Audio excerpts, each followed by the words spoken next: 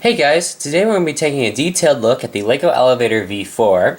Now, this is the newest elevator that I have built out of Legos, and it's probably the best elevator that I've ever made. It is 4 levels, and it has a keypad selection over here, and it is powered using the LEGO Mindstorms and the power functions. Now today we're going to be taking a look at the mechanisms to the elevator and all that cool stuff, how it works. I'm going to be going in depth about how everything, how it all works, how it all functions, and how this happens, how this elevator works. So, if you guys haven't checked out the video on this elevator in action, please be sure to do so first, so you can see what this is all about, because I'm not going to be demonstrating the elevator in action. I'm going to be showing you guys some more in-depth things and some hidden features that I didn't show in the video. So before we can begin, we have to power on the elevator, so we can just turn on the Mindstorms here, and we can select the elevator V4, and then the second part is to turn on the power functions, which I already have on. But there is a battery box here, and you just press the little green button to turn that on. So now that the elevator is turned on, we have to tell the NXT what floor it's on, and it's on floor 1 right now, so we press the 1. And it now is ready to go. It says it's on floor 1. You can see I can press the button, and the door opens, and you can see my battery for the power functions is dying, so the door only opened halfway. But I actually think I can adjust that, so yeah. So I need to charge some batteries. I think all the batteries on this thing are running low. I haven't charged or changed out these batteries in quite a long time, actually. But we're not going to be operating this elevator that much, so let's go ahead and go straight into the back, where I can explain everything that is happening in this elevator. Now let's actually go ahead and move a little bit closer so you can see what's going on here. Alright, so here we have where a lot of the stuff happens here. This is really where all the actual action goes on. So we've got, over here on the left, we obviously have the power functions battery box, and I have the rechargeable one. So it has the little button, and then we have this little speed controller, and when this thing runs low, I have to turn the speed higher so it it actually can keep running. As you saw, I had it too low and the battery was dying. So that's that. We have the elevator car here. I'll go over that a little bit more on its own part. And then over here we have 2 motors. We've got this motor, which as you can see is hooked up to this switch. And you're probably wondering, what's the point of the whole power functions? Well, you can already see the motor for the door is on the back of the elevator. And imagine trying to stick this whole motor on the back here. These things are quite heavy. I mean, obviously they're not heavy, but when it comes to lifting it with another motor, it's pretty heavy. So I decided I'm going to use this little motor, and plus, just imagine, it would be like this big on the back, and it would just be it would just look stupid. So that's why I decided to, well, it's coming off actually. I decided to use this motor, and I just hooked it up with a little switch right here, and then we have an easy door control knob right here. This motor back here is what does all the lifting. As you can see, it's a winding drum elevator. We've got this little spool of string here, and it goes all the way up to the top, all the way up here, and then you can kind of see, I don't know if you can see it really, but there's little pulleys up there. Right there, there's 2 of them. So that's that. Now that brings us to the elevator car. Now the elevator car itself, I would take it out, but it's kind of locked in here, so I can't really take that out and show it to you guys in more detail. But I'll show you what I can from the back here. So I've got the door control motor. Now there are 2 doors. There's the outer door and the inner door.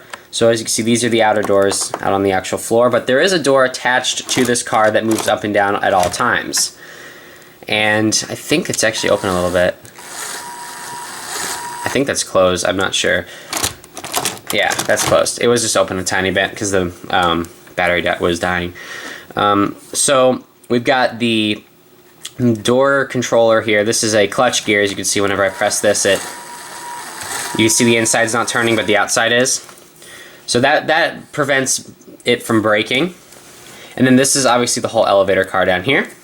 Up here on the top, there's a gear system which opens and closes the inner door right there. And then we've got this is what hooks onto the string. And this is also a fail-safe, so if the elevator gets jammed somewhere, which it has done before, this whole piece breaks off, like this entire section, and the elevator falls, and it prevents damage to the elevator. And then over here we have the color sensor, which reads the color tape going all the way up. And see, it's a white piece of paper, and then there's a few Lego pieces. This is a yellow piece of paper, and I was originally going to do all pieces of paper along here, but then it got too annoying to readjust. This one I actually put in the perfect spot, and I didn't have to change it. But I kept having to move these other pieces off, and it was just annoying with the piece of paper, and sometimes the color sensor would not actually detect the paper. So on 3 of them, I've got little pieces here. Got little Lego pieces taped onto there, just so it can be easily adjusted and it picks it up more. And that's what this does. This tells the NXT where the elevator is. And the way I got this elevator to run so smoothly up and down the shaft, as you can see on this side, there's this track. There's this piece here. And then on the elevator itself, there's 4 of these, 2 on either side. And that allows it to run up and down. And then on the other side, it's a solid piece. See, it's all solid, and the reason for that is for the door locking system. And the way the door locking system works, which I kind of showed that in the video, but I'll explain it a bit more here. As you can see, the doors are locked, and I cannot open them. It's because this bar is blocking it. And whenever the elevator presses this little button, so when it reaches the floor, it kind of bumps it. You can see it pushes it up a little bit. And that's just enough to allow me to slide the door open. And then once you close the door, it will re-lock in place. Now the way the doors are controlled is you can see this track, this little gap here, that's all the way up to the top. And on the inner door of the elevator, so on the inner door of this car here, there's a little piece that sticks out, and as it moves up, it goes in this little door thing. So let's say it's on the 3rd floor here, the elevator would be pushing this in, and so the door motor would obviously be holding this closed, but then when you open the door, it just slides it open with no problem. And then it will close up, and now it would still be holding this open, but then once it moves on to its next floor, it would lock back down, and that would prevent me from opening it. Alright, that's pretty much it for the mechanism of this elevator. It's quite simple, quite compact. As you can see, it's really tiny actually. Really small elevator, and very compact, nothing too crazy. I think it's a really good build. It's probably one of the nicer builds I've made. Actually, one thing I didn't explain is the little release switch. What it does is, when you put the key in here, just like that, and you turn it, it basically gives you control over that little arm.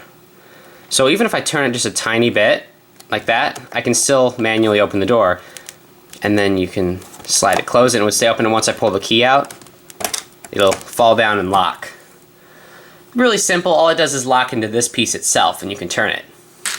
There's actually one more hidden little feature that I have. I'm not going to demonstrate it much, mainly because of it runs the elevator. If I press this enter button, it says manual mode. So now I can manually move the elevator. And that motor, I know, is very loud, and it's ear-killing on videos, and so I'm not going to run this that much, but it is a manual mode, and I use this for testing purposes. So I'll move it up a little bit, and I'll just turn the volume down so you guys don't die from the motor killing your ears.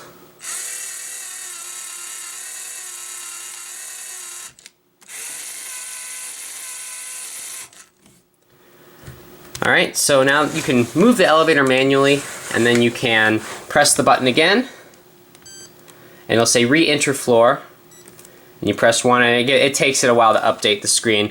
And you guys may have noticed, you maybe haven't, when you actually press a floor for it to go to, it doesn't update right away, the current floor. I put the update time to like 10 seconds. Really stupid me. So it'll be at floor 2, and then by the time you're already moving it on, it's like, oh wait, it's at floor 2 now. But it actually doesn't, it doesn't take that long for the NXT to know what floor it's on. As soon as it reaches floor 2, it changes changes what floor it's on. It's just the text takes a long time to update, which is kind of a silly thing. I don't know why I made it take so long, but that's pretty much it for this in-depth look video. Hope you guys enjoyed this, and hope you learned something cool about the elevator. It's pretty simple, and I think this is a great elevator, great project. I had a lot of fun building it. If you guys enjoyed this video, please be sure to hit that like button, and we'll see you guys next time.